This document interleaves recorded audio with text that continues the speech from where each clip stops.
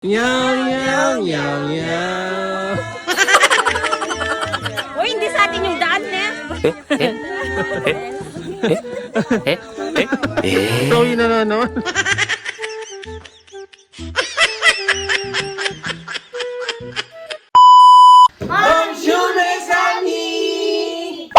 After nga namin mag-celebrate ng birthday ni Kuya Rohi, dali-dali nga kaming pumunta dito sa Maylok, sa May Labrian, at kabira pagdating nga namin nalapang bulaklak, lawin nyo. Yaw, yaw, yaw, yaw.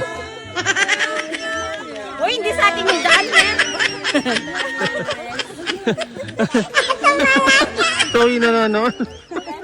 Yung mga tulad video mo. Meow, meow, meow. Namumulaklak pa lang, oh.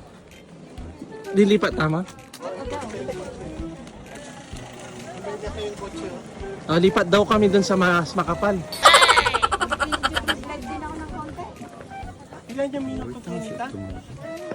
May una kami napuntahan dito, tignan nyo. Hindi pa masyadong makapal. Ayan. Oh, subong pa lang, oh, ang dami, oh. No, no, no, no, no.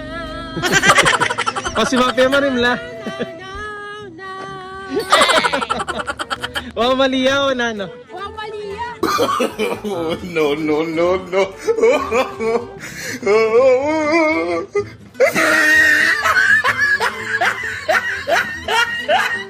Bali yung napuntahan nga namin, Mesami, is part din siya ng Labrian, pero bawal pa magpa-picture dito dahil nga kasi nagsisimula pa lang mamulaklak yung mga tulips. Tapos naghanap pa kami ng ibang lugar at hindi na kami nakakita ng mga bulaklak. Ang yamatan.